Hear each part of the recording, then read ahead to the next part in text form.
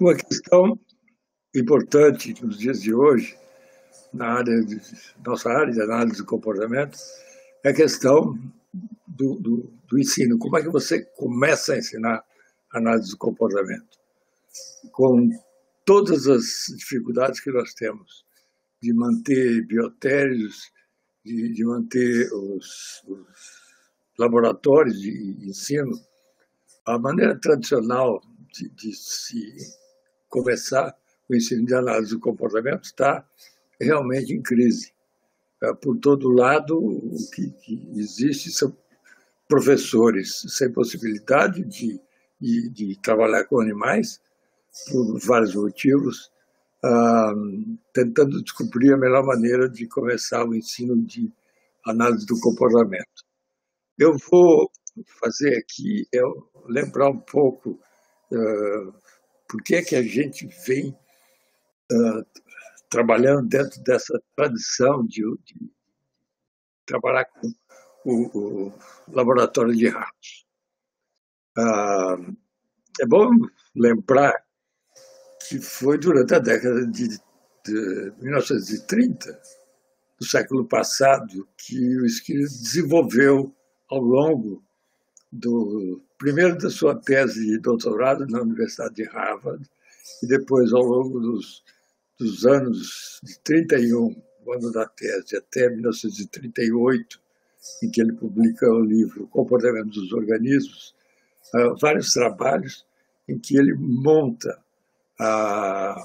aquilo que ele vai propor como uma nova maneira de se olhar para a psicologia. E o que ele faz é trabalhar com um modelo de comportamento animal, um modelo simples, usando aquilo que tinha mais à mão e que era mais comum nos laboratórios, principalmente de biologia, onde ele tinha estagiado na Universidade de Harvard.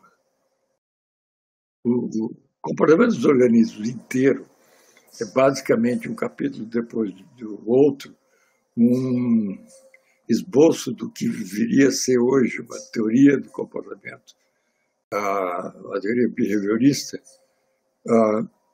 em cima do comportamento do rato na caixa de esquina. Essa experiência inicial foi acompanhada desde os tempos de alunos de doutorado pelo professor Fred Keller, vai influenciar naquilo que se convencionou chamar de a reforma do ensino de psicologia experimental na Universidade de Colômbia, a partir de 1943, com a contratação do professor William Schoenfeld como auxiliar do professor Keller no ensino dessa disciplina. Nós tivemos a colaboração desses dois pesquisadores, que vai combinar com a publicação, em 1950, do já clássico livro O Princípio de Psicologia, Principles of Psychology, de Keller e Schoenfeld. Esse livro era um livro-texto dessa disciplina, em que se inovou ao fazer com que o aluno fosse para o laboratório verificar no comportamento do rato tudo aquilo que era ensinado em termos da psicologia experimental tradicional. Então, os capítulos que vocês vão ver em princípios de psicologia são normalmente os capítulos que cobrem os temas clássicos de um curso de introdução à psicologia, com a grande diferença de ser numa linguagem sistemática igual desenvolvida a partir do comportamento dos organismos, 1938.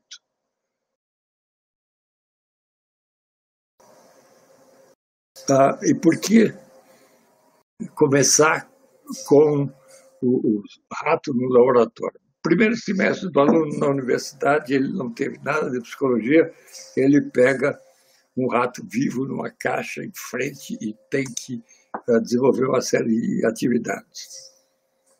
Bom, a grande justificativa que sempre foi colocada é que a psicologia é uma das poucas ciências das quais o principiante já começa a conhecer o seu objeto de estudo. Todo mundo sabe o que é comportamento e todos vêm com algum tipo de explicação para qualquer comportamento. Isso complica quando você vai ensinar uma nova linguagem. Porque o que a teoria do comportamento desenvolvida por Skinner, o que ela faz é desenvolver uma linguagem nova, com termos técnicos, para falar de comportamento. Para aprender essa nova maneira de falar sobre coisas já conhecidas, o que se considerava era que seria conveniente que houvesse uma extinção do comportamento já estabelecido, de ter nomes e de descrever todo e qualquer evento comportamental e aprender uma nova linguagem. E a melhor maneira de fazer isso é trabalhar com um organismo para o qual a linguagem que nós usamos normalmente para falar de comportamento humano não se aplicaria. A saída mais fácil era realmente aprender essa nova linguagem. Então, essa foi basicamente a explicação que sempre foi dada para se trabalhar com o rato no laboratório. E em cima disso, as justificativas que vêm a seguir são, primeiro, que nós estamos acostumados para aquilo que não existe uma resposta dada pela ciência ou pela experiência comum, se apela para a religião, porque a religião completa toda e qualquer resposta que você não tem. E, por outro lado, o senso comum é um poço de pseudo-explicações e é o paraíso dos livros de autoajuda. Quer dizer, não há grande vantagem em você ficar tentando sistematizar conhecimento com base naquilo que se considera como um senso comum.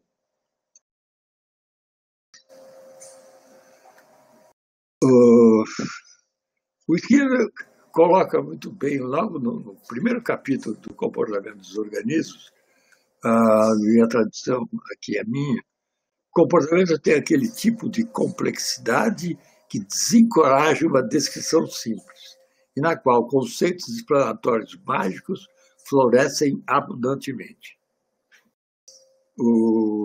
Ele, falando do vernáculo, da linguagem do dia a dia, ele diz que o vernáculo é obeso e desajeitado. Seus termos se sobrepõem uns aos outros, traçam distinções desnecessárias ou irreais e estão longe de serem convenientes para lidar com os dados. Então, essa ideia de que você, com o rato, na caixa de Skinner, você vai ter comportamentos de baixa complexidade que facilitem uma descrição simples e com conceitos voltados para uma explicação com base nos dados que você pode observar, e não em explicações mágicas.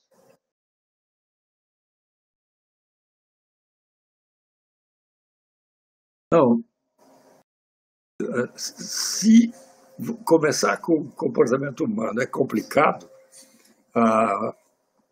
por outro lado, se você vai trabalhar com animais, esses animais deveriam ser mais semelhantes ao homem quanto possível, dado que você quer desenvolver uma linguagem para eventualmente poder falar de comportamento humano. Isso está bem claro no Comportamento dos Organismos, em 1938 ainda, quando o Skinner, com excesso de cuidado, vai dizer: bom, quem quiser extrapolar, que extrapole. O objetivo do trabalho com ratos e do livro naquela época era mostrar um sistema, uma linguagem para falar de comportamento que fosse lógica, consistente e sem explicações espúrias. Tá? Então, nesse ponto, o rato, aparentemente, não está assim tão próximo de nós que facilitasse qualquer extrapolação. Tomando esse cuidado, a Skinner diz: quem quiser extrapolar, que faça, mas naquele ponto ele ainda não avança para isso. A gente vai verificar depois a importância que teve o do Keller Scheuchert para o ciência e comportamento humano do Skinner, onde aí sim ele entra com tudo para falar de comportamento humano. Mas em termos de justificativa para trabalhar com o rato na década de 30 e depois para usar o rato no ensino na década de 40, estava que o rato difere do homem em muitos aspectos importantes, mas ele tem a vantagem de poder ser submetido ao controle experimental de sua rotina de vida. A gente faz manter esses animais numa situação de biotério controlada, com alimentação, água, manter o peso, saúde e tudo, e levá-los à situação experimental em ocasiões determinadas. Isso, primeiro, você nunca pensaria em fazer alguma coisa como essa em termos de comportamento humano, impensável em razões éticas, legais e tudo mais. Ora, o rato, então, teria vários outros animais que seriam mais vantajosos que o rato, e assim, não tão diferentes dos homens. Agora, a vantagem do rato sobre os outros animais é que ele é mais barato e, de fato, manutenção do biotério. E certos experimentos feitos com ratos não poderiam ser feitos nem com cães ou macacos, pela tendência desse de desenvolver, segundo Skinner, em 1938, entre aspas, neuroses. Seja lá o que ele quisesse dizer com isso. Mas agora nós temos um problema sério. Tudo bem, o rato foi usado com sucesso durante 43, não, já tem uns 60, mais de 60, 70 anos de uso dos ratos, do ensino de análise experimental do comportamento. Só que, de uns 30 anos para cá, principalmente, há um ataque simultâneo daqueles protetores do comportamento dos animais, os que batalham para que os animais, como o coelho, por exemplo, não sejam usados para testar o efeito de cremes na pele, ou os ratos no laboratório, ou qualquer tipo de animal em qualquer tipo de pesquisa. Então, há uma campanha, um movimento praticamente mundial de proteção dos animais, por um lado. E, por outro lado, os psicólogos cognitivistas e aliados, todos contra o behaviorismo, apontando, entre outras coisas, a simplificação que seria o uso de ratos como nós fazemos no ensino. Então, a questão que fica, e é por isso que eu estou falando isso tudo agora, é como é que, hoje em dia, a gente começa o ensino de análise do comportamento. Bom, não sei se eu sei a resposta. Eu não sei se vocês vão gostar das respostas que eu possa apresentar hoje. Mas, primeiro, nós precisamos de professores analistas do comportamento, que é também uma espécie de extinção devido à caça predatória.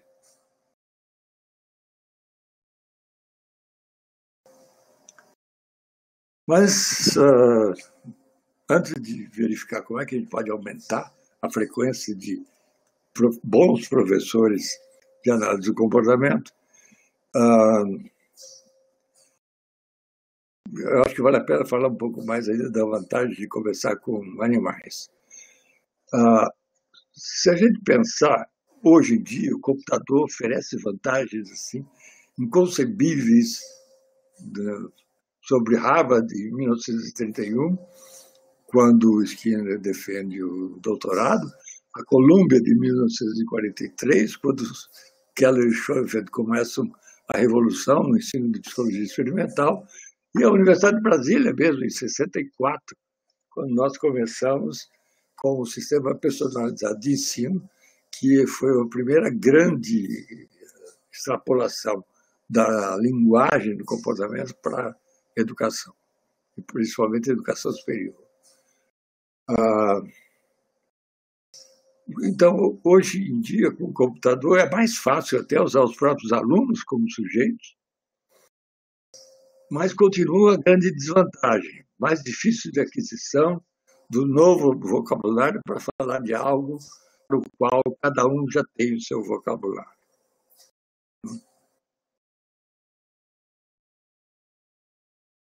Porque nós temos aí o caso de uma atração irresistível.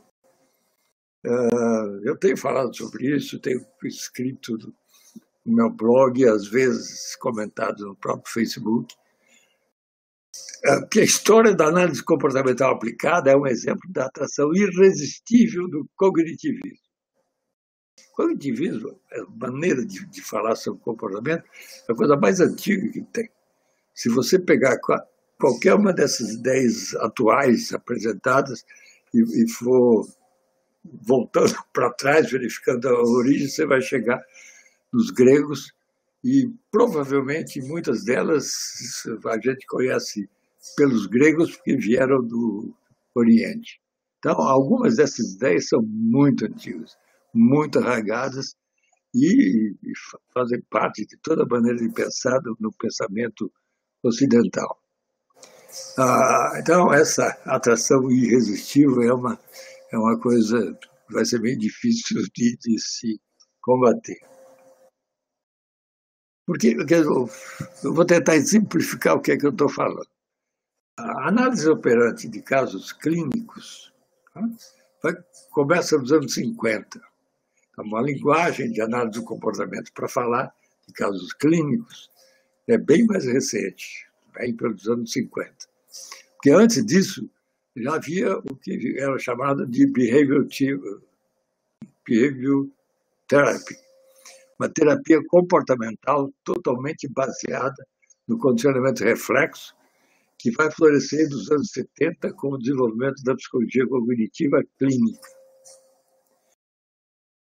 Para não deixar dúvida de que era diferente, essa análise operante recebeu o nome de Behavior Modification. No Brasil, modificação do comportamento. O próprio nome da associação precursora da BPMC era Associação de Modificação do Comportamento.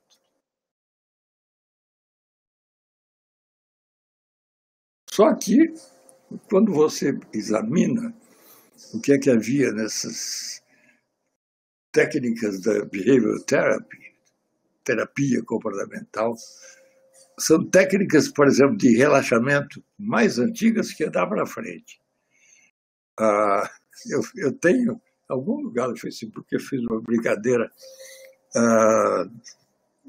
dizendo que conste que ao receber o veredito de expulsão do paraíso, Eva teria dito a Adão: relaxa, respire fundo, a cada dia os seus males, nada como um dia depois do outro. Bom, relaxar, não, quando não há nada a fazer, não há perigo na situação, é um santo remédio. Isso não há dúvida. Algumas religiões desenvolveram bastante técnicas para isso. E praticamente todas as terapias fazem uso dessas técnicas.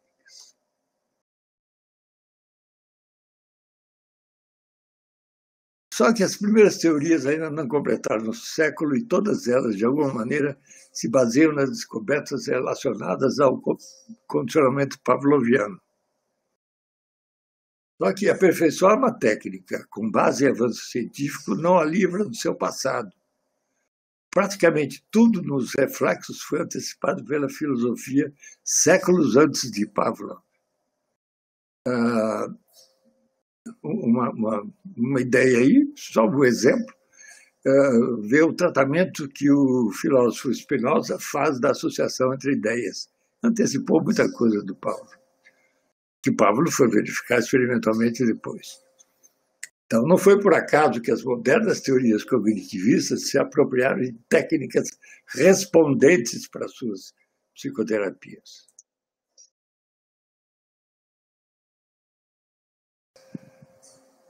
E aí a gente fica na questão inicial dessa palestra. Quer dizer, sem ratos, pombos, sem macacos, o que é que dá para fazer no ensino? Já que, se você começa com o comportamento humano, você tem todo esse problema do que eu chamei de atração irresistível do cognitivismo. O que a gente pode fazer é seguir o Keller e Scheuchert. O que é que eles se propunham?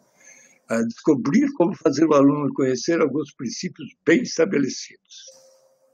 Mostrar como esses princípios se relacionam. E sugerir como aplicá-los na atividade humana. Daí, a proposta talvez seja de inverter o caminho usado por Keller e Scheuchert, que partiram da prática do laboratório para chegar à teoria. Então, usando mais os exemplos de ciência e comportamento humano, e só ir para o laboratório com participantes humanos, quando a linguagem teórica já estiver bem estabelecida, talvez seja uma maneira de você fazer isso sem animais, trabalhando com o sujeito experimental mais usado no mundo inteiro, o aluno de primeiro semestre. E isso leva à questão da linguagem. Bom, você tem que aprender uma linguagem específica com termos técnicos, uma linguagem muito treinada por observação no laboratório, com animais ou não, mas, de qualquer maneira, termos técnicos com um sentido bem especificado. Mas como é que você vai falar com o seu cliente? Eu tenho um exemplo aqui de um analista do comportamento em organizações, comportamento organizacional, procurado por um pai de uma criança autista, depois de uma palestra que ele fez sobre comportamento de organizações, e vem o pai e diz: pai, eu não sabia que o método ABA se aplica também a empresas. Bom, aí a gente tem o sucesso da análise comportamental aplicada, ABA em inglês, no tratamento de crianças com diagnóstico de síndrome do espectro autista é tal que o grande público, que não conhecia análise comportamental aplicada, tende a usar, sem saber, uma figura de linguagem. Dá-se ao que está contido um procedimento específico, o nome da disciplina que o contém. Agora, como é que a gente entende isso? Primeiro, em ciência ninguém inventa nada. Não há revelação. Revelação é a área da religião. Então, inovações em qualquer área não ocorre nem por invenção, nem por revelação. Elas dependem do estado do conhecimento da ciência básica na época. Então, o nome do psicólogo Lovaas é o mais associado às origens do método ABA por seu pioneirismo e persistência, mas não inventou os princípios que fundamentaram o seu procedimento. E nem isso lhe foi revelado por qualquer entidade sobrenatural. O problema aí é que, muitas vezes, a ênfase dos métodos esconde os princípios que estão por trás, que dão sustentação a esses métodos. Por quê? Porque é uma dificuldade muito grande para mudar a maneira de pensar, que é característica do senso comum. Então, atribuir a eventos mentais internos ou a presumíveis processos fisiológicos do organismo a causa do comportamento que se observa parece natural. A análise do comportamento vê o que está por trás dos olhos como eventos a serem explicados, para então ser parte da explicação. Não se está dizendo que o que está acontecendo no nível do sistema nervoso não interessa. Muito pelo contrário, que se dá muita ênfase ao fato de que esses eventos precisam ser explicados porque eles são parte da explicação. Interações organismo-ambiente, elas são complexas e contínuas. O exemplo da caixa de esquina é o exemplo mais refinado de análise em laboratório, onde você simplifica ao máximo as condições e estuda algum processo comportamental menos complexo que você possa fazer para começar daí. Mas isso não significa que você vai ficar eternamente nesse nível. Por quê? Porque você está interessado naquelas interações organismo-ambiente que são complexas e contínuas. Interações comportamento-ambiente envolvem sempre aspectos dos ambientes interno e externo ao organismo.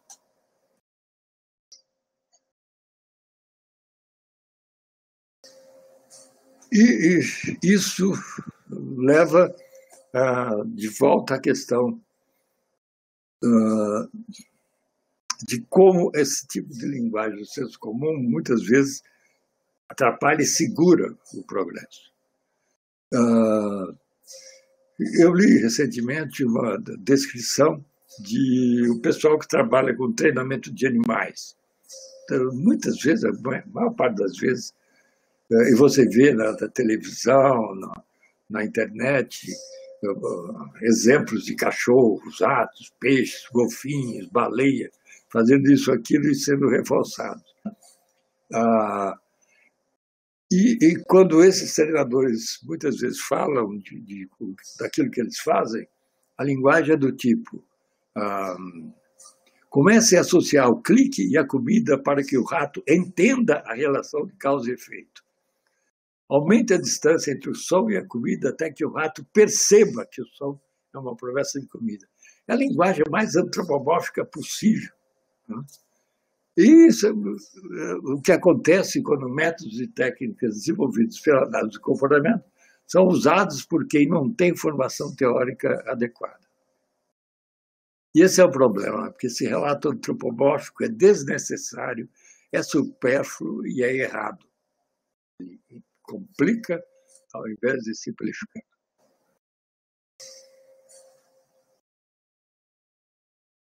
O mentalismo é um exemplo de sistema de crenças e valores que resiste bravamente aos apelos da realidade. É um exemplo de sistema de crenças e valores como há muitos outros. O Skinner chamou de radical seu behaviorismo por considerar, ao contrário de seus antecessores behavioristas metodológicos, que o que acontecia no ambiente por trás da pele deveria ser também objeto de estudo de uma ciência natural. A atividade mental passa a ser vista e estudada como comportamento. Atividade mental aí, entre aspas. Abandona-se a ideia de um agente interno, a mente, única responsável pelo comportamento observável. Há, porém, um obstáculo quase intransponível para a adoção dessa nova visão. E aí a gente tem que apelar para o velho Freud. O Freud explica. E não chega a ser uma fraude. É problema de deslocamento. Então, um sistema de crenças e valores característico da civilização ocidental que resiste a toda ameaça ao princípio do livre-arbítrio como explicação para qualquer comportamento. Essa é a nova visão, né? Que encontra um obstáculo quase que intransponível. Agora, nem analistas do comportamento que se dizem skinnerianos parecem resistir e se comportam mostrando o que o Freud chamou de displacement, o deslocamento. Então, se mente é uma palavra proibida, nós vamos falar de cognição. Pode ser usada como sinônimo com menor probabilidade de punição. Afinal, para o behaviorista fanático, mentalista é palavra. Então, se você foi punido quando começou a estudar análise do comportamento por falar em mente ou dar alguma explicação mentalista, o mente é um problema. Agora, quando você ia falar mente, você falar em cognição, a probabilidade de punição é menor. Pode parecer bobagem, pode parecer interessante, mas esse é um processo fortíssimo que você vai encontrar ao nível da evolução em várias espécies. Não é só no homem que esse tipo de processo faz a alegria dos psicanalistas, por exemplo. Tem uma demonstração no tombo muito interessante, feita numa época em que a gente trabalhava, por exemplo, com impressoras à base de stencil a álcool. É meio complicado explicar para quem nunca viu isso, mas, enfim, é uma matriz, uma folha de papel, com uma espécie de carbono do outro lado.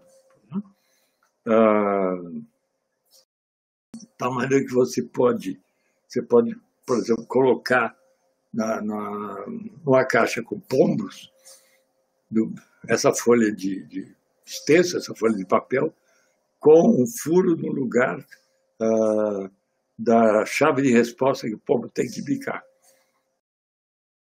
Quando bicar a chave de respostas começa a ser punida, o pombo não para de bicar, ele começa a bicar ao redor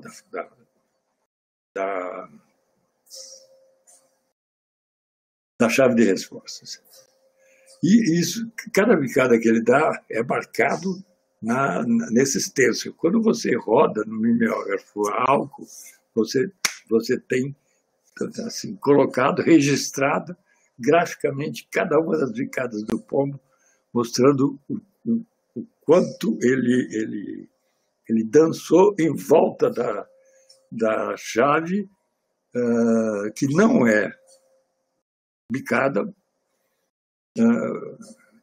porque no passado ele recebeu choque por aquilo. Então, esse é um exemplo simples que você pode fazer no laboratório da questão do displacement. E eu acho que tem muita gente usando cognição como exemplo de displacement, para não falar de mente. Bom, agora, com tudo isso, você teve 5 anos de curso de psicologia. Nesses 5 anos, provavelmente só fez um semestre de análise do comportamento, mas você queria ser analista, aí teve que fazer um curso de especialização em algum instituto ou alguma universidade, depois foi fazer mestrado ou de fim de semana profissionais, teve supervisão e, finalmente, você é um bom psicólogo behaviorista. No passado, muita gente acabou perdendo cliente porque havia aquela ideia de que você tinha que se comportar na atividade profissional exatamente da mesma maneira que você se comportaria com análise experimental do comportamento com N igual a 1. E era um tal de linha de base, controle de linha de base, enfim. E muito de tentar ensinar para o seu cliente a linguagem. Você Você só sabia falar de comportamento em termos da teoria. O problema é que, antes de você chegar a explicar o que é behaviorismo radical, você já perdeu o cliente. Então, o cuidado com a linguagem que você vai usar, porque, por um lado, as palavras de uso diário são carregadas de significados, e, por outro, você não pode ficar com a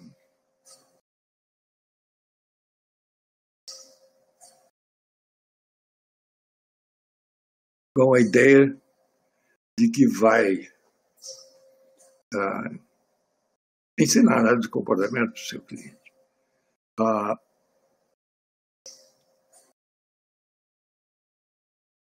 Essa é uma área em que cada uma das várias aplicações da análise do comportamento vai desenvolvendo. Se vocês pegarem as últimas publicações dos últimos 20 anos na área de problemas sociais, vocês vão verificar que vários autores conseguem falar de seleção por consequência de atividades sociais sem necessariamente usar os termos técnicos, mas, por outro lado, com cuidado muito grande da linguagem, para evitar coisas do tipo, no lugar de reforço, falar em recompensa. O problema é que, quando você fala em recompensa, muita gente entende suborno.